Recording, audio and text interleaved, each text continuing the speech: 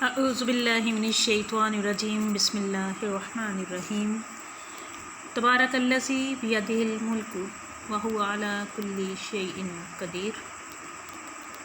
وہ خدا جس کے ہاتھ میں بادشاہی ہے، بڑی برکت والا ہے اور وہ ہر چیز پر قادر ہے۔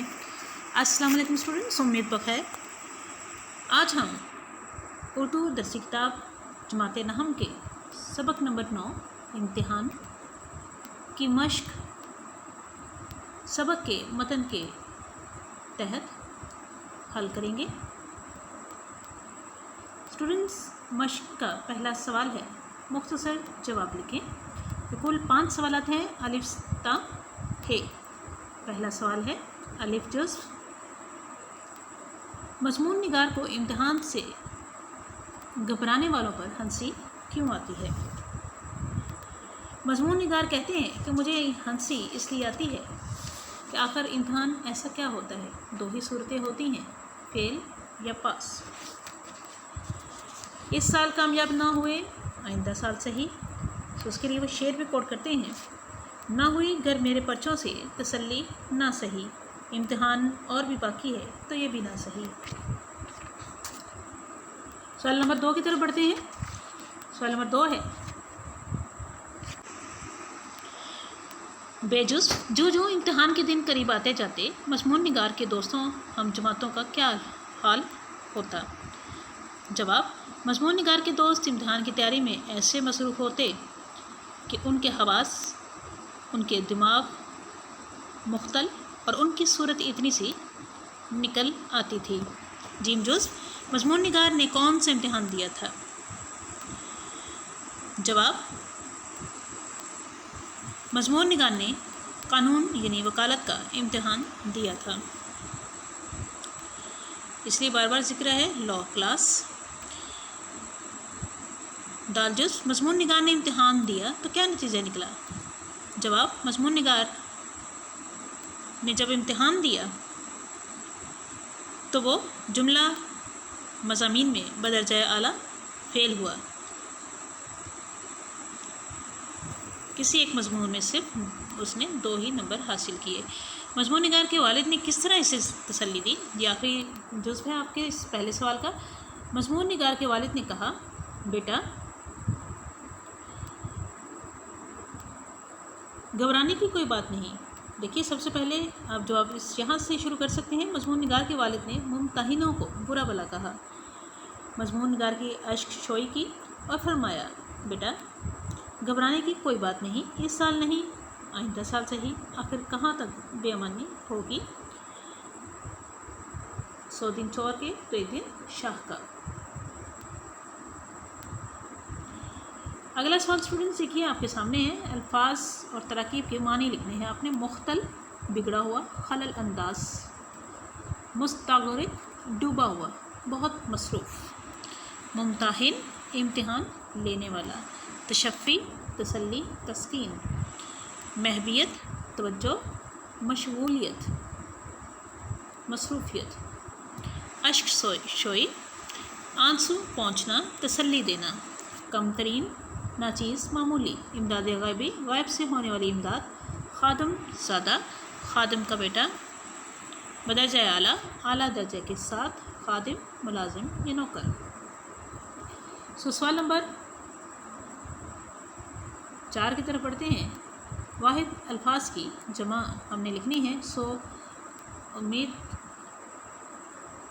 امید واثق ہے کہ آپ یہ تمام الفاظ کی جمع جانتے ہوں گے۔ میرے ساتھ ذرا بتاتے چلے جائیے۔ امتحان امتحانات، مشغلہ مشاغل، تدبیر تدابیر، ممتحن ممتحنین،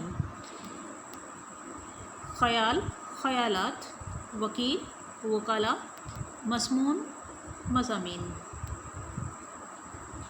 سوال نمبر 5 ہے اسٹوڈنٹ سے اعراب لگا کر تلفظ واضح کرنے کے لیے۔ یہاں جو الفاظ پر کو معرب کیا گیا ہے، تلفظ میرے ساتھ ذرا دہرائیے تاکہ آپ کو بھی ازبر ہو جائے۔ حواس، ہے پر زبر، واو کے اوپر زبر اور سین کے اوپر جزم کیونکہ آواز رک رہی ہے۔ मुख्तल, मीम के ऊपर पेश, खे के ऊपर जज़म, ते के ऊपर ज़बर, लाम के ऊपर जज़म, मशगला, मीम पर ज़बर, शीन के ऊपर जज़म, गाइन के ऊपर ज़बर, लाम के ऊपर ज़बर और हे के ऊपर जज़म। ना भी लगाएंगे तो स्टूडेंट्स ये अंडरस्टूड है कि आवाज़ रुक रही है, सो यहाँ पे पिछले के साथ मिल रहा है लफ्ज़। मुस्तगरक, मीम के ऊपर पेश, सीन के ऊपर जज़म, ते के ऊपर ज़बर, गाइन के ऊपर जज़म, रे के ऊपर ज़बर, कौफ के ऊपर जज़म। खलीक, खे के ऊपर ज़बर, लाम के नीचे ज़ेर और ये के ऊपर जज़म, फिर कौफ के ऊपर भी जज़म। लाम के बाद जब ये आता है तो भी और जज़म ये के ऊपर ना लगाएं तो भी स्टूडेंट्स आवाज़ पीछे के साथ मिल रही है, लगा लें तो कुछ मज़ाइका नहीं। सवाल नंबर 6 है, मतन को मद्देनज़र रखते हुए दुरुस्त जवाब की निशानदेही करें। अलिफ, बंदे पर इम्तिहान का असर नहीं था। जे, इसमें पहला जुज़ ठीक है, रत्ती बराबर। बेजुज़ देखिए, तालिब इल्म ने कितने साल में लॉ क्लास का कोर्स पूरा किया, तो इसमें स्टूडेंट्स बेजुज़ ठीक है, यानी कि दूसरा 2 साल। जीम जुज़ देखिए, लॉ कॉलेज में कौन तालिब इल्म का दोस्त था, इसमें जीम जुज़ ठीक है, यानी तीसरा मुंशी साहब। अगला देखिए दाल जुज़, तालिब इल्म ने किससे पूछा कि ये पर्चा किस मज़मून का है, इसमें स्टूडेंट्स बेजुज़ ठीक है, यानी कि दूसरा गार्ड साहब से। आखिरी देखिए हे जुज़, तालिब इल्म कितनी देर में कमरे से बाहर निकल आता, इसका भी दूसरा जुज़ ठीक है, आधा घंटा बाद।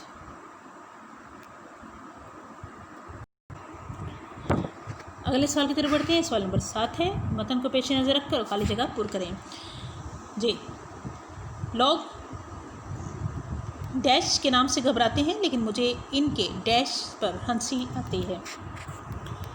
पहली खाली जगह है इम्तिहान, दूसरी है घबराने। अब बेजुज़ देखिए, वालिद साहब किबला खुश थे, वालिद साहब किबला खुश थे कि बेटे को कानून का शौक़ हो चुका है। सो पहले में खुश और दूसरे में कानून। जिम जूस देखिए, किसी ज़माने में बड़े बड़े डैश के कान कुतरेगा, वकीलों के। लैंप रोशन करके आराम से डैश से सो जाता, डैश से सो जाता। जी, 7 बजे से सो जाता और सुबह 9 बजे उठता। किस्सा मुख्तसर शिकत दी गई और डैश हो गई, मंजूर हो गई। यहाँ एक बहुत डैश और डैश निगरानी कार थे, खलीक और हंसमुख। अगला देखिए, जे एक मुकन्नन एक असूल कायम करता है, दूसरा उसको तोड़ देता है, मुकन्नन। है देखिए, वालिद साहब रोज़ डैश से आ जाते और नीचे डैश में बैठे रहते और डैश सहन में बैठे रहते। सो यहाँ देखिए 11 बजे और दूसरे में आएगा सहन, नीचे सहन। जी हाँ, नीचे आएगा यहाँ लफ्ज़। तो वहीं जूस देखिए, वालिद ने अर्ज़ किया कि डैश इस साल का इम्तहान में शरीक हुआ है, खादिम ज़्यादा। ये आखिरी जुज़ है। 100 दिन डैश के तो एक दिन डैश का, चोर के तो एक दिन शाह का।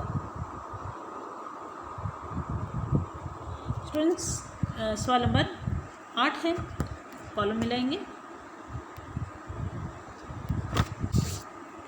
सो जवाबात आपके कॉलम के बिल्कुल सामने जवाबी कॉलम मौजूद है।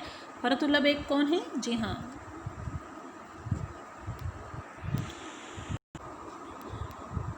जिन्होंने मज़मून लिखा इम्तिहान। सो इम्तिहान आएगा फेल और इसके अकॉर्डिंग पास।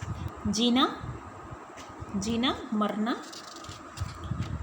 जी, आगे देखिए, 2 साल, लॉ क्लास, बुढ़ा इसकी मुताबिकत है बुढ़िया के साथ, तकदीर की मुताबिकत है तदबीर के साथ, मुश्किल की मुताबिकत है आसान के साथ, कामयाबी की मुताबिकत है नाकामयाबी के साथ, اور درخواست کی مطابقت ہے منظور کے ساتھ. سو یہ آپ کا کالم ہے اسٹوڈنٹس، جوابی کالم آپ کے سامنے موجود ہے. مزید ہم سوال نمبر